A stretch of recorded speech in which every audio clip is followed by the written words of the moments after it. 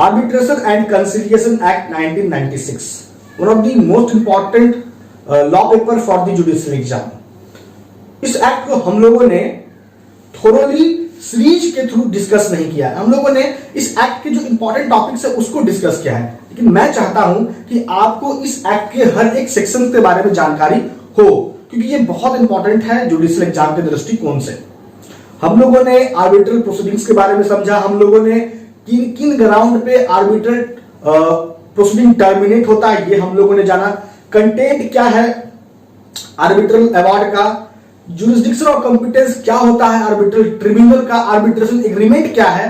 तो ऐसे बहुत सारे जो इंपॉर्टेंट टॉपिक है इस एक्ट के वो मैंने आपको डिटेल में इन सिंपल लैंग्वेज समझाया है। लेक्चर अगर आपको देखना है इन टॉपिक्स का तो आपको इन सभी टॉपिक्स का लेक्चर मिल जाएगा डिस्क्रिप्शन बॉक्स में। आज के एपिसोड का जो टॉपिक है, जैसा कि मैंने आपको बोला कि मैं इसको हर एक सेक्शन को बताऊंगा इस एक्ट का, तो आज हम लोग डिस्कस करेंगे सेक्शन 3, 4, 5, 6 और साथ ही हम लोग देख लेंगे सेक्शन 9 को, क्योंकि सेक्शन 1 जैसे introduction of this act, extend application of this act, ये सभी इंटरप्रिटेशन क्लाउज, डेफिनेशन क्लाउज, ये सभी बातें हम लोगों ने ऑलरेडी डिस्कस कर ली है। जरूर देखिएगा, सभी टॉपिक का, इस एक्ट से जुड़े हुए सभी टॉपिक का लिंक आपको मिल जाएगा डिस्क्रिप्शन बॉक्स में। अपॉइंटमेंट ऑफ आर्बिट्रेटर, किस प्रोसीजर के अकॉर्डिंग अपॉइंट किया था आर्बिट्रेटर, सभी बातें हम लोगों ने डिस्कस किया है। जो भी प्रोविजंस बच रहा है इस एक्ट में वो मैं आपको बता रहा हूं, तो बड़े ध्यान से लेक्चर को समझिएगा। तो आज हम लोग डिस्कस करेंगे सेक्शन 3, 4, 5, 6, 9 को, क्योंकि जो 9 के पहले बच रहा है, 9 के बाद जो भी होगा तो वो ऑलरेडी आपको मिल जाएगा। या तो आप चैनल पर जाओ, प्लेलिस्ट सर्च करो आर्बिट्रेशन एंड कंसिलिएशन एक्ट का, वहां मिल जाएगा, या लिंक आपको दिख जाएगा डिस्क्रिप्शन बॉक्स में। तो जी हाँ, स्टार्ट करें। उसके पहले हम्बल रिक्वेस्ट होगा आप लोगों से कि चैनल पे नए हो तो इंतजार मत करें, जल्दी से जाए। नीचे आपको दिखेगा रेड कलर का सब्सक्राइब बटन, आप उस पर क्लिक जरूर कर लें, चैनल को सब्सक्राइब करें, बेल आइकन दबाएं, ताकि जब भी आपके चैनल लॉन्च लाइव पे वीडियो अपलोड हो तो उसका नोटिफिकेशन सबसे पहले आपको मिले। और किसी भी पर्सनल क्वेरी पे आपको कोई समस्या है लॉ से जुड़ा हुआ तो आप मुझे इंस्टाग्राम पे फॉलो कर सकते हैं। आपको अगर आप लॉ स्टूडेंट हो और आप चाहते हो कि आप सेल्फ प्रिपरेशन करना जुडिशियल एग्जाम को लेके, तो आपको टेलीग्राम जुडिशियल ग्रुप से आप जुट जाओ, क्योंकि वहां पे आपको बहुत सारे लॉ पेपर पे एमसीक्यूज का पीडीएफ मिलेगा जो काफी इंपॉर्टेंट है, महत्वपूर्ण है प्रिपरेशन के लिए प्रीलिम्स एग्जाम का।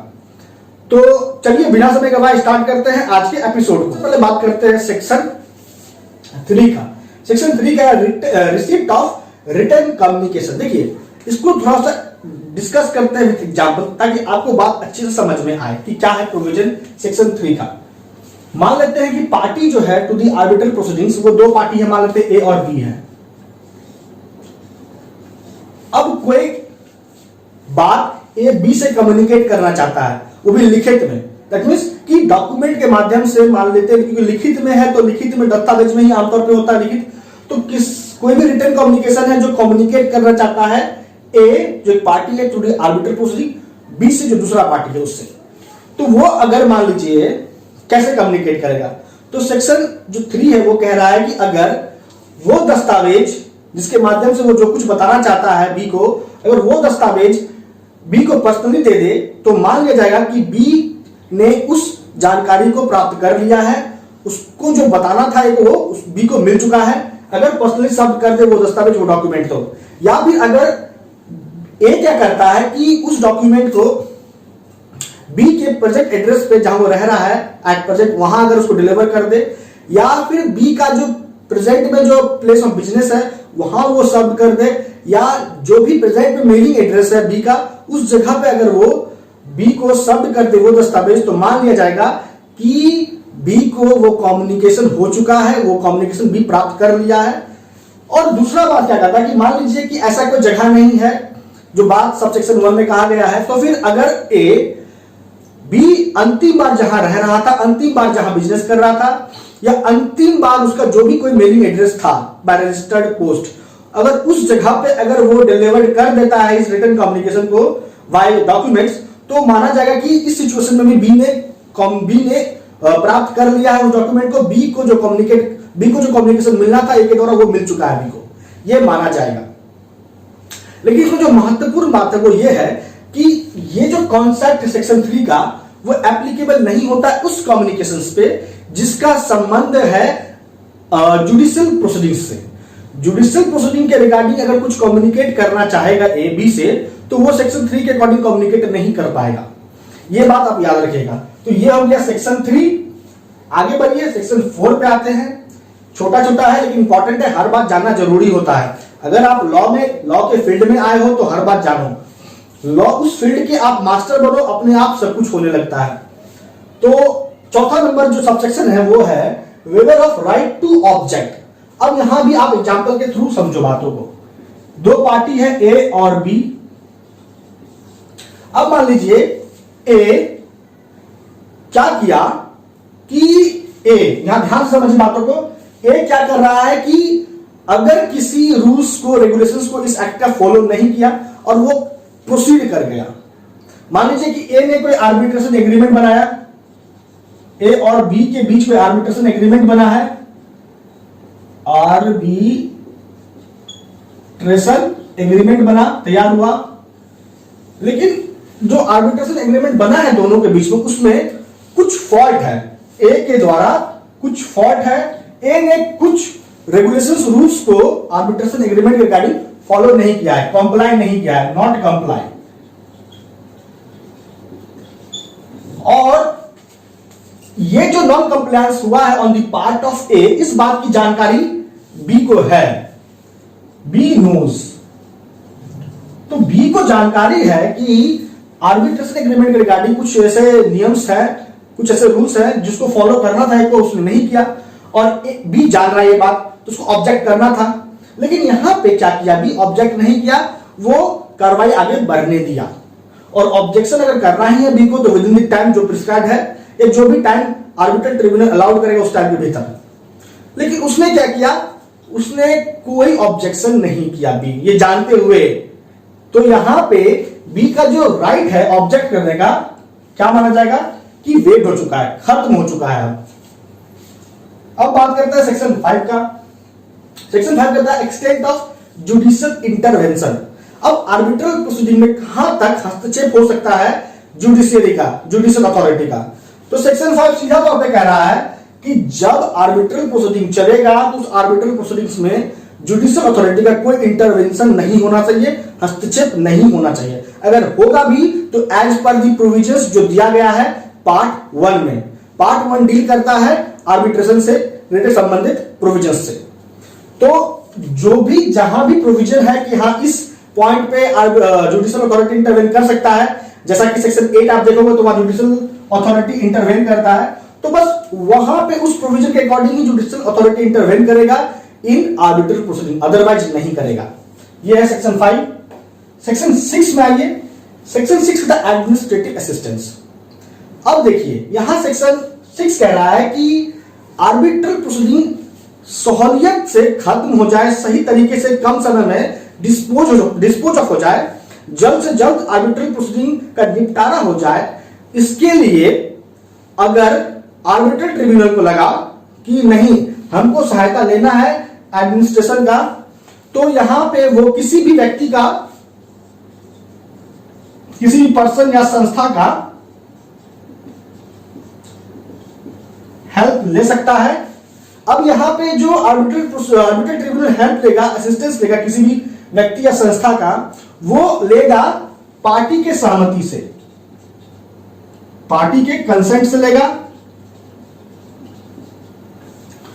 अगर असिस्टेंस के लिए आर्बिट्रल ट्रिब्यूनल गया तो पार्टी का सहमति जरूरी है। लेकिन अगर पार्टी को ही लगता है कि नहीं आर्बिट्रल प्रोसीडिंग को डिस्पोज ऑफ करने के लिए सहायता लेना जरूरी है किसी पर्सन या इंस्टीट्यूशन का, तो यहां पे वो सहायता ले लेगा, उसको किसी और से सहमति लेने की जरूरत नहीं लेनी पड़ेगी, ना ही वो आर्बिट्रल ट्रिब्यूनल से परमिशन मिलेगा। तो ये हो गया सेक्शन 6। 7 आर्बिट्रेशन एग्रीमेंट हम लोगों ने ऑलरेडी पढ़ लिया, 8 पढ़ लिया है। 9 को देख लीजिए। सेक्शन 9 क्या कहता है, सेक्शन 9 को समझिए। सेक्शन 9 कहता है entry measures ordered by court. कुछ ऐसे इंट्री मेजर्स है जो आदेश होते हैं जिसके संबंध में कोर्ट के द्वारा। जब आप देखोगे सेक्शन 9 को तो इससे मिलता जुलता प्रोविजन है सेक्शन 17। सेक्शन 17 में जो इंट्री मेजर्स का जो ऑर्डर पास होता है वो होता है आर्बिट्रल ट्रिब्यूनल के द्वारा, और यहां पास हो रहा है 9 में कोर्ट के द्वारा इंट्री मेजर्स का कोई भी ऑर्डर।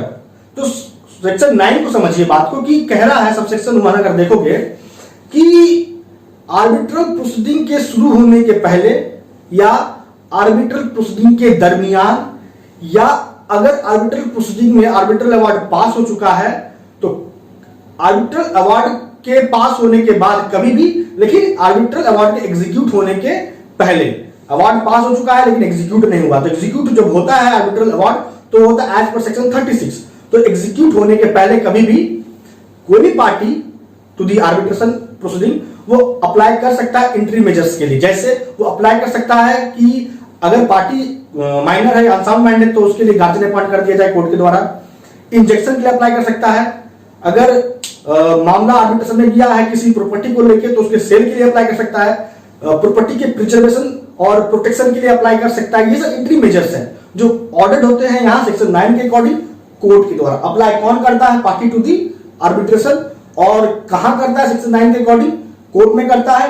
कब करता है ये भी बता दिया कि आर्बिट्रल प्रोसीडिंग शुरू होने के पहले, दरमियान, या आर्बिट्रल अवार्ड पास हो गया तो उसके बाद, लेकिन एग्जीक्यूट होने के पहले कभी भी। ये याद रखिएगा। अब तुम अप्लाई कर दिया, तो अप्लाई कर दिया तो उसके बाद क्या करेगी कोर्ट उसको उसके रिगार्डिंग एंट्री मेजर्स पास करेगी, और जिस डेट को एंट्री मेजर पास होगा उस डेट से, जिस डेट को एंट्री मेजर पास हुआ है कोर्ट के द्वारा, उस डेट से 90 दिन के भीतर आर्बिट्रल प्रोसीडिंग शुरू हो जाना चाहिए। अगर आर्बिट्रल प्रोसीडिंग के पहले अप्लाई किया गया एंट्री मेजर्स के लिए कोर्ट में, तो जिस डेट को एंट्री मेजर पास हुआ है उस डेट से 90 दिन के भीतर आर्बिट्रल प्रोसीडिंग शुरू हो जाना चाहिए। अगर नहीं हो पाया तो कोर्ट जो फर्दर टाइम पीरियड एक्सटेंड करेगी उस फर्दर टाइम पीरियड के भीतर हो जाना चाहिए। दूसरी बात। और तीसरी बात क्या है कि अगर मान लीजिए आर्बिट्रल प्रोसीडिंग शुरू हो गया तो उसके बाद कोई भी ऑर्डर एंट्री मेजर्स के रिगार्डिंग कोर्ट सेक्शन 9 के अकॉर्डिंग पास नहीं करेगी एज अ जनरल रूल। तो यहां जनरल रूल कह रहा है कि अगर एक बार आर्बिट्रल प्रोसीडिंग शुरू हो गया तो सेक्शन 9 के अकॉर्डिंग कोई भी एंट्री मेजर्स पास नहीं होगा कोर्ट के द्वारा। लेकिन अगर कोर्ट को लगा, तो पहले तो सवाल ये समझ लीजिए कोर्ट अगर पास नहीं करेगी तो कौन पास करेगा? जैसा कि मैंने आपको शुरू में बोला था कि 17 में जब आर्बिट्रल प्रोसीडिंग्स में एंट्री मेजर्स का आवश्यकता पड़ता है तो आर्बिट्रल ट्रिब्यूनल भी एंट्री मेजर्स पास कर सकता है। तो ये होता है सेक्शन 17 के अकॉर्डिंग आर्बिट्रल ट्रिब्यूनल के द्वारा एंट्री मेजर्स पास होता है। तो कोर्ट पास नहीं कर पाएगी तो कौन करेगा? तो आर्बिट्रल ट्रिब्यूनल करेगा एज पर सेक्शन 17। लेकिन अगर कोर्ट को लगा कि जो एंट्री मेजर्स पास हुआ है आर्बिट्रल ट्रिब्यूनल के द्वारा एज पर सेक्शन 17 वो पर्याप्त नहीं है, वो जस्टिस को सर्व नहीं कर पा रहा है, तो इस परिस्थिति में कोर्ट इंटरवेन करेगी और एंट्री मेजर्स को पास करेगी। ये जानना जरूरी था, ये अपवाद के तौर पे समझ लीजिएगा। तो ये हो गया दोस्तों सेक्शन 3, 4, 5, 6 और 9 का पूरा प्रोविजन। तो इसके साथ हम लोगों ने 1, 2, 3, 4, 5, 7 तो ऑलरेडी डिस्कस कर लिए, और हम लोगों ने आगे भी 11 to 10, 11 को डिस्कस कर लिया है, और भी बहुत सारे प्रोविजन जो हम लोगों ने ऑलरेडी कवर कर लिए हैं इस एक्ट के। इसका लिंक आपको मिल जाएगा डिस्क्रिप्शन बॉक्स में। तो दोस्तों आ चुका है लेक्चर को कंक्लूड करने का टाइम। मूल बात समझ लीजिए कंक्लूजन में ये कि सेक्शन 9 में जो एंट्री मेजर पास हो रहा है वो कोर्ट के द्वारा पास हो रहा है। किन ग्राउंड पे एंट्री मेजर्स क्या क्या है, कब अप्लाई करना है, ये सभी बातें हम लोगों ने समझ लिया। अगर कोई रिटन कम्युनिकेशन देना है एक पार्टी को दूसरे पार्टी को देना है तो कब माना जाएगा कि वो रिसीव हुआ है वो कम्युनिकेशन, ये समझ में आ रहा है। 3, अगर ऑब्जेक्ट नहीं कर पाया पार्टी तो यहां पे उसका जो राइट है ऑब्जेक्शन का वो खत्म हो जाएगा। As a general rule judicial authority intervene नहीं करता है आर्बिट्रल प्रोसीडिंग्स में। 6 कि आर्बिट्रल प्रोसीडिंग को खत्म करने के लिए आर्बिट्रल ट्रिब्यूनल सहायता ले सकती है एडमिनिस्ट्रेशन का, जिसमें किसी व्यक्ति या पर्सन का, संस्था का, माफ कीजिए किसी पर्सन या किसी इंस्टीट्यूशन का, किसी व्यक्ति या संस्था का। तो ये तो हो गया आपका आज का एक्ट का पूरा होल एंड सोल कंसेप्ट। मैं आपको बस लास्ट में यही बोलूंगा कि अगर आपको लेक्चर अच्छा लगा है, बात समझ में आई है, तो आप इसे लाइक जरूर कीजिएगा, शेयर कीजिएगा अपने स्टडी ग्रुप में, और मुझे कमेंट करके जरूर बताइएगा, क्योंकि आपके लाइक शेयर कमेंट से बहुत मोटिवेशन मिलता है। किसी भी पर्सनल क्वारी के लिए आपको फॉलो कहां करना है? मुझे इंस्टाग्राम पे। और लॉ स्टूडेंट हो तो आप जुट जाओ टेलीग्राम जुडिशियल ग्रुप से, लिंक मिल जाएगा डिस्क्रिप्शन में। तो दोस्तों आज लेक्चर में इतना ही। आपका अब तक हमारे साथ बने रहने के लिए बहुत बहुत धन्यवाद।